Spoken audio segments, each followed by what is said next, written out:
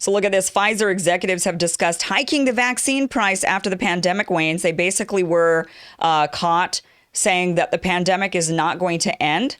It's going to turn endemic. And when it turns endemic, they're going to make a boatload of money off that vaccine that they made. That is what they were caught saying here.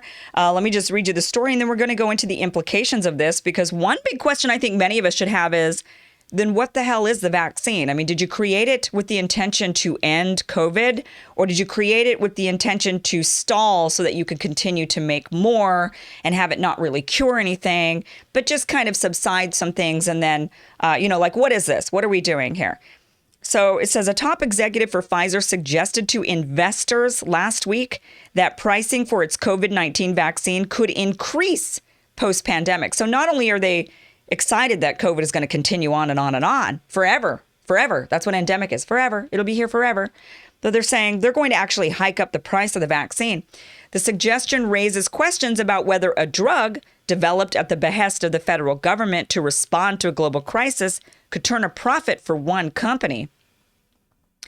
The possibility was raised by Carter Lewis Gold, a senior analyst for biopharma equity research at Barclays, during a virtual global healthcare conference hosted by the bank.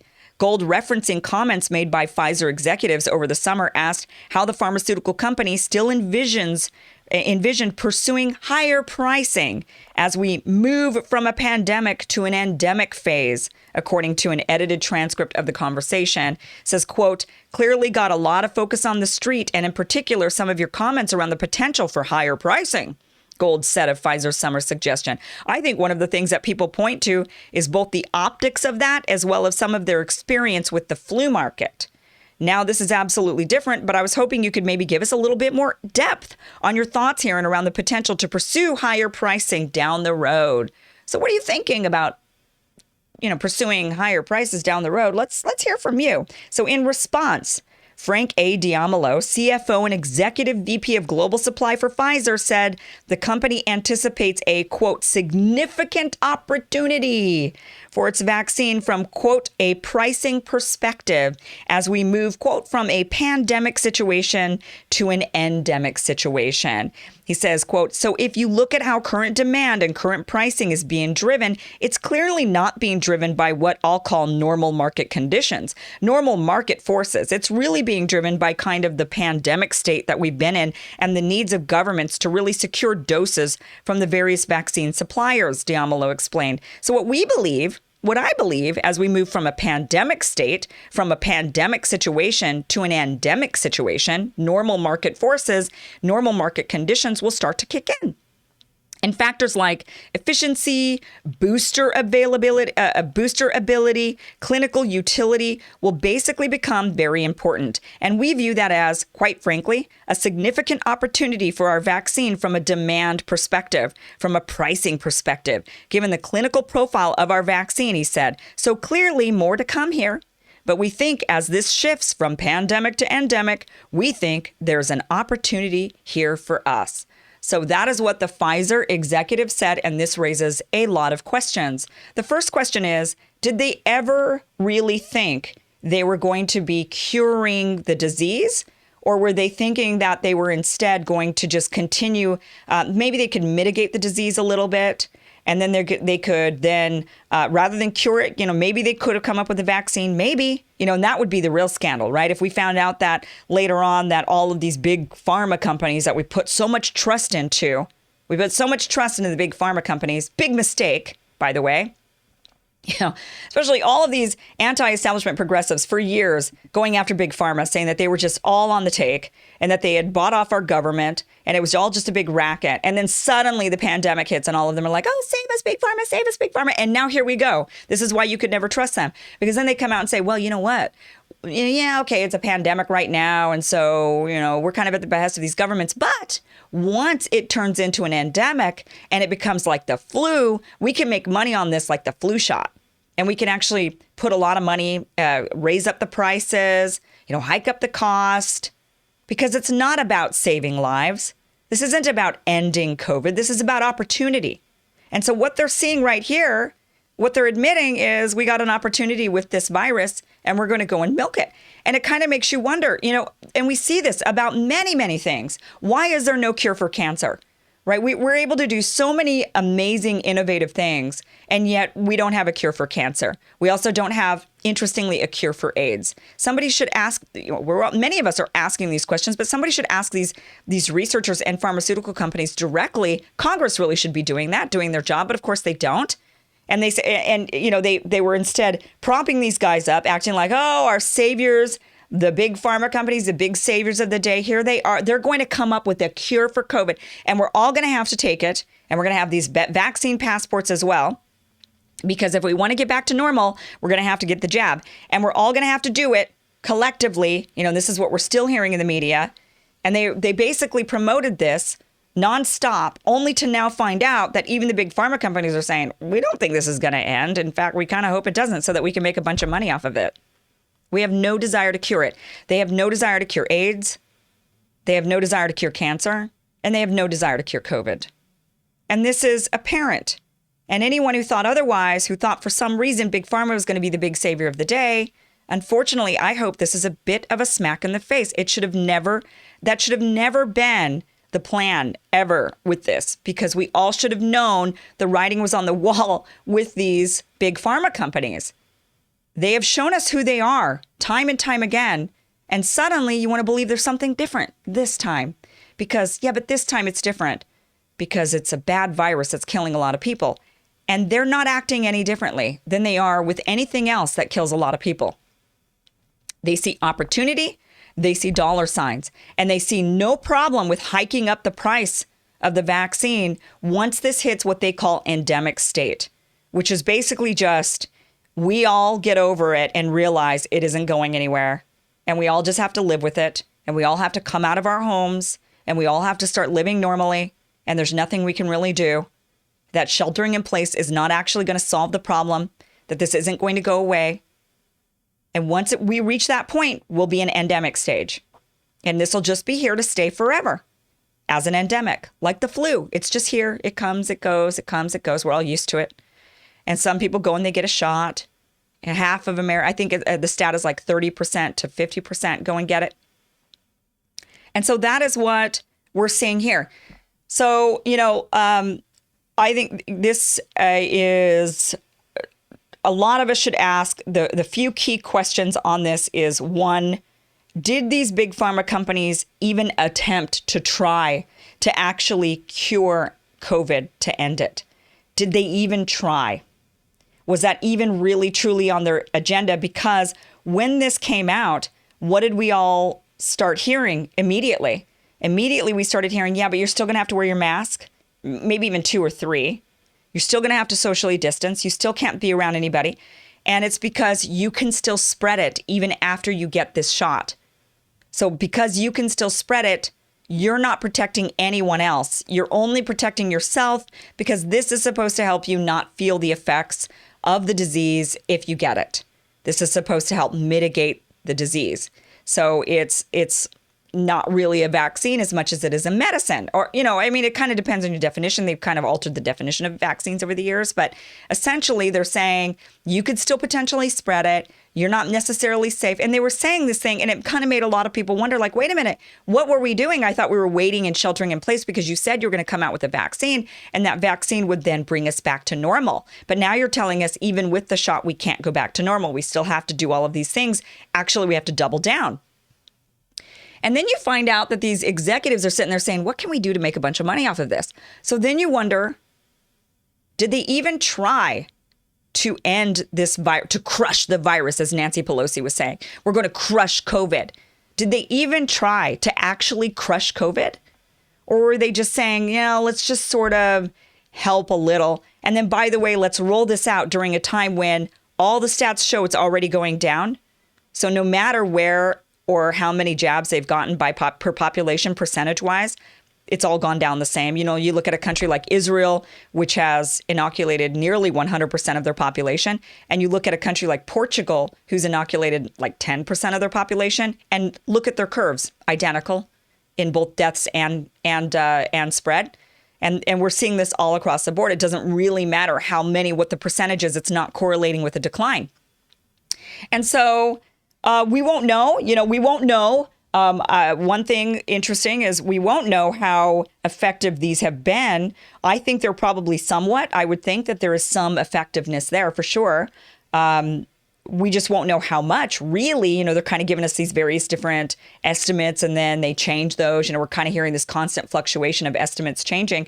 And we wouldn't really know unless they did the one thing they're surprisingly not really doing.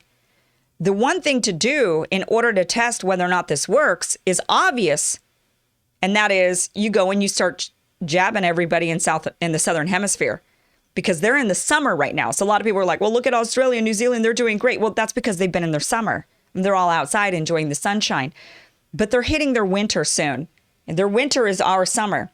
So they're getting into their winter. And when they get into their winter is when they start to see their spread. So it only makes sense, right? South Africa, South America, Australia, these areas, right? New Zealand.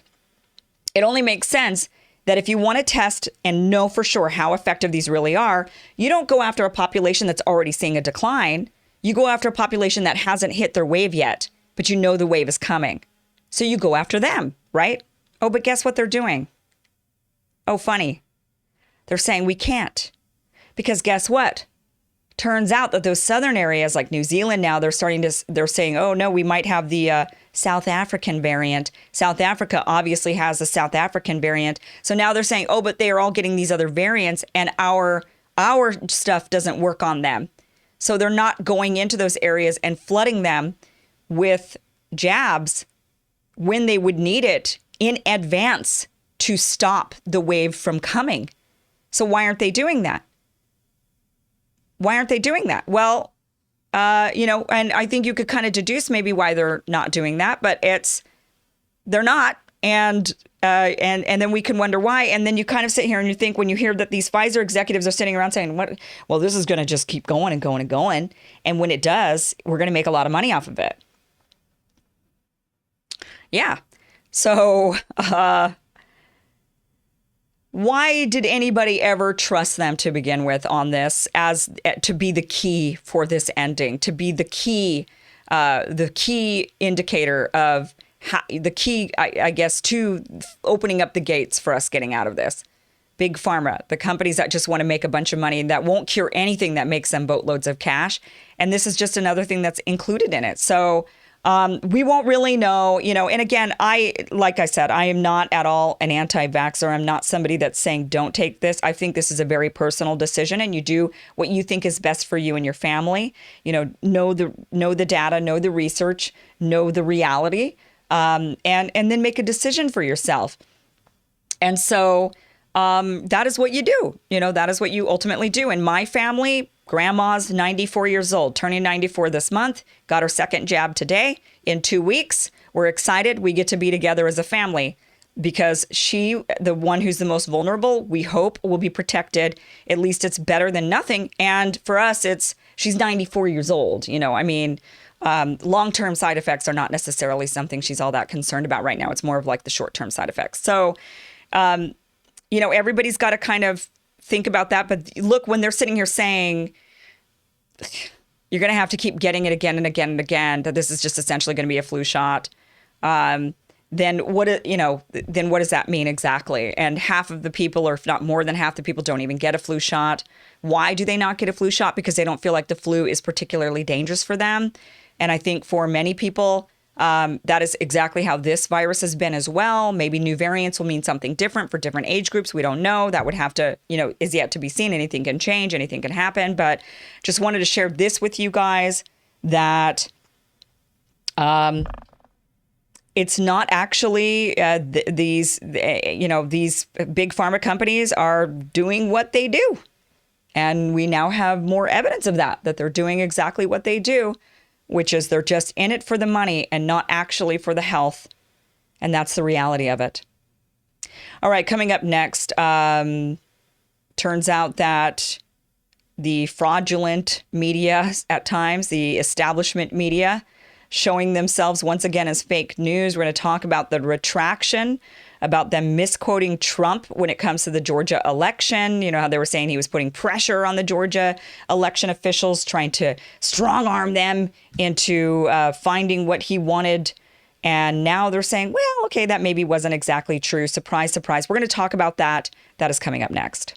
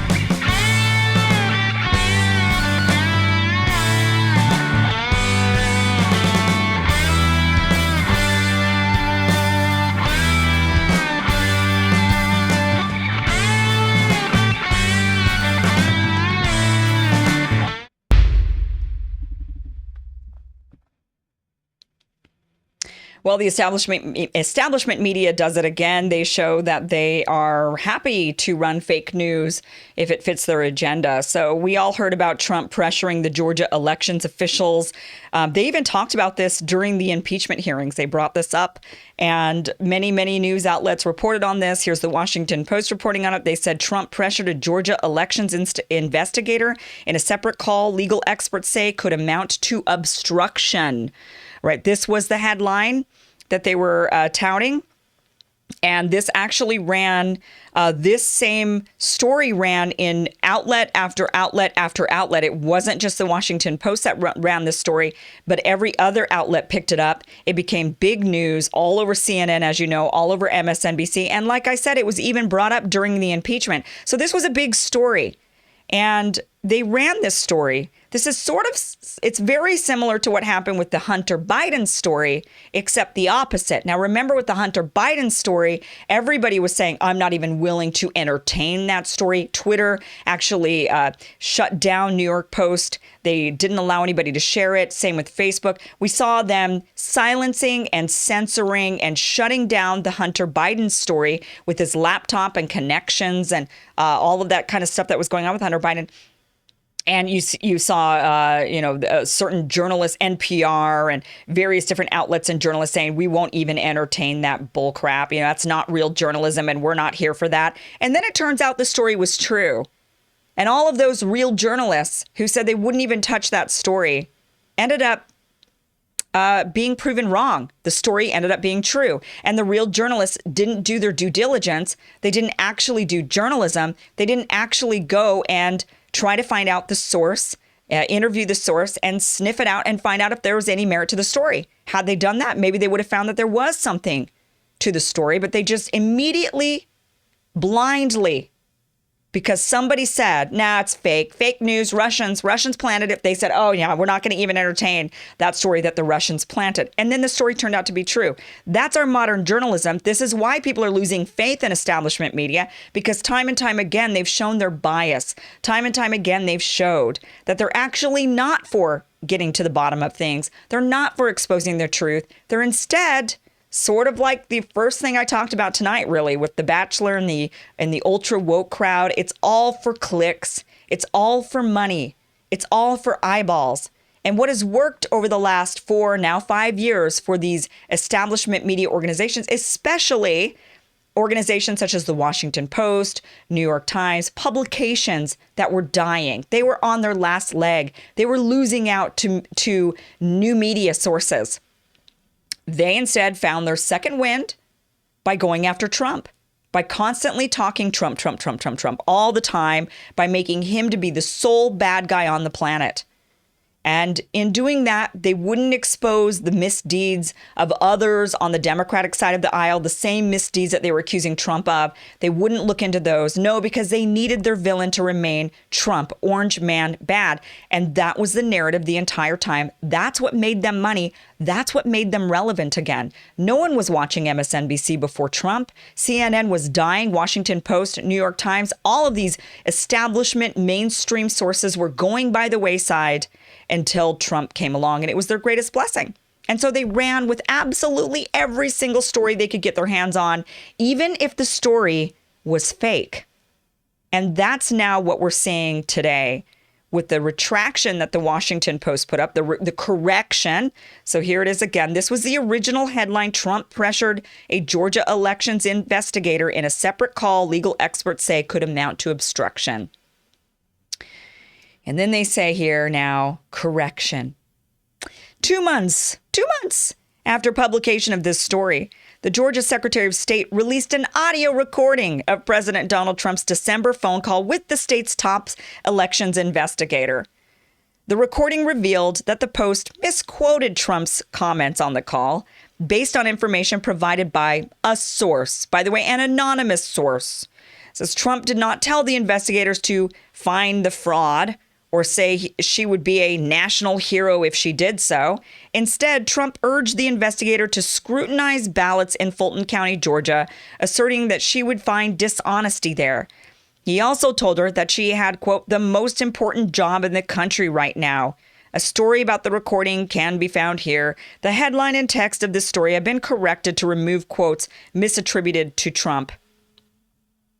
So the story originally, remember when he called up the governor of Florida and he was like, you got to find the votes, right? And then there was a follow-up and they said, it gets worse. The investigator, he actually pressured the investigator, telling her to find the fraud and that she would be a national hero if she did so, using his political power as president of the United States to put pressure on her, to make her feel like she had to find his outcome, that she was an investigator and he was pressuring her to come up with the outcome he wanted. He was obstructing justice from this investigation. And now it turns out, and that's the story they ran. All of these media outlets, that's the story that they ran with. They ran with that story. And then it turns out there was an actual recording. They were going based on a source, an anonymous source. And then all of these other news outlets said, yeah, we corroborated that with that same anonymous source. Just one anonymous source, not multiple sources, one anonymous source. And they said, yeah, okay. So they decided to run with this, and they even used it in the impeachment hearings. And now it turns out there's an actual recording of the phone call. Whoops. Ooh. And it turns out, no, he didn't really say any of that. Oh, shoot. There really wasn't any pressure at all in the phone call. In fact, all he said was, go out there and look, investigate, I guess, go and investigate. And you have the most important job in the country. You're an investigator. So this is what he told her to do. So he said that she would find, if she went and looked in Fulton County, he said, I think you're going to find some dishonesty there. And you have the most important job in the country right now. So, look, I mean, it's amazing to me, even to this day, that when I tell someone something, like I share a story with someone, they will say to me, well, who's the source, right? Like an average, in a normal conversation with a family member or a friend, and they'll say, who's the source? And then you say, oh, well, this came from the Washington Examiner, right? Or this came from the New York Post. They scoff at that. Show me one that comes from the New York Times or the Washington Post. Give me trusted sources. Don't give me your biased sources. Like Fox, don't give me your biased sources. Give me my trusted sources. The trusted sources are the only ones I want to hear from. But the problem is we can't trust these sources. They're not trustworthy sources anymore. They instead, and I don't know when they were, I would have to look back and figure out When did they become so dishonest? Like, where was the turning point? What happened to our news in this country? What happened to honest, unbiased news? To just boring news? Because that's really the most honest source, right? The one that's really boring. Because they're just saying, here's the facts. These are the facts, and that's all. And then you get to make up your own mind on the opinion. That's what I do, right? I read the facts, and then I say, this is kind of crazy. Let's, what does this mean?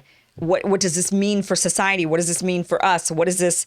Is this a trend? That is where people then go and they dissect, and they want to talk about that and converse about that. That's fine. That is what we do with the news. But the problem is we're not getting any news. We don't have any sources anymore that are just raw, just boring, facts only news. Everything is opinion these days, and everything is bias. And particularly these ones that are bought off in a certain way. They have a monetary motivation, even if they're bought off not by some big oligarch hiding in the shadows, but just by the people that read them. They know they can't upset their liberal readers, and so they just continue feeding them exactly the stories with the slant that they want. And it doesn't matter if it's the truth or not. All that matters is they're making money. All that matters is that they're selling subscriptions. All that matters is that they're getting you on their news site, reading story after story after story. You can't get enough. They're radicalizing you to keep you coming back so that you have to get more, and you have to get more from them. That is what they want. Because unfortunately, the news business is a money needing business. They need money.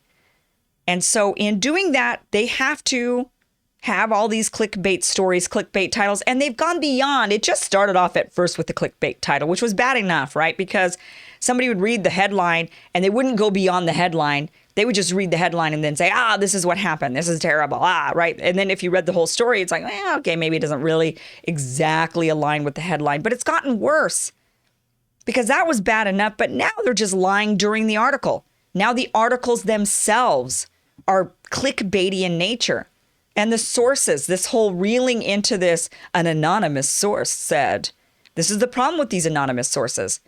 And if you're going to have an anonymous source, you better have multiple.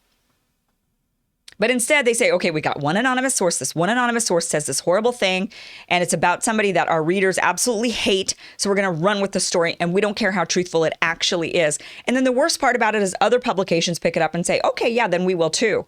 And they all got in on it. And it was the same thing with the Hunter Biden story. They all got in on it. They all refused to actually do journalism because it would be against the narrative that they have been feeding their viewers. They've been feeding their readers this particular narrative, and they don't want to give them something different because the minute they get something different, they know what the result is of that. People do not like change. They like their biases. They want them to be validated. And the minute you tell them something they don't like, they say unsubscribe. I feel it all the time on this channel. I unsubscribe from you, Kim. Unsubscribe. I can't believe you. But for me, you're unsub. You can unsub from me. It doesn't change my income. I don't charge you for subscribing to the YouTube channel or to any other, if you follow on Rockfin, you don't necessarily have to pay.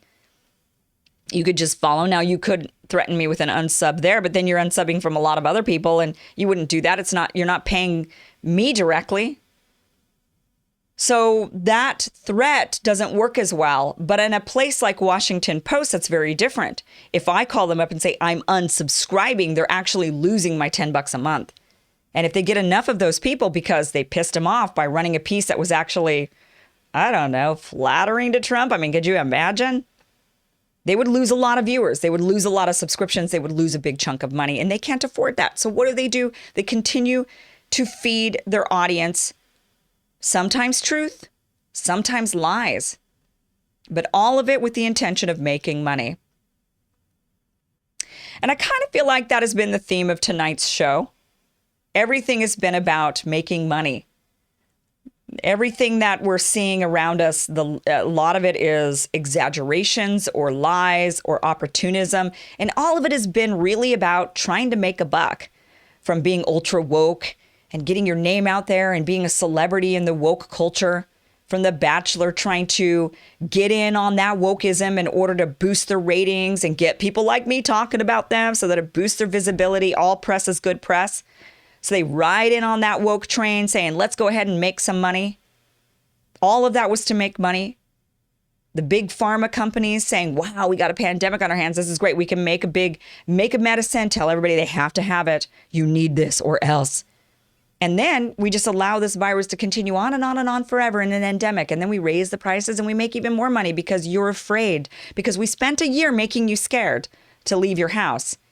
And all you want desperately, all of us want desperately, is to get back to normal. But the only way you can is if you take their medicine. And now you're going to have to take their medicine every single year, apparently. And they're going to hike the price on it, too.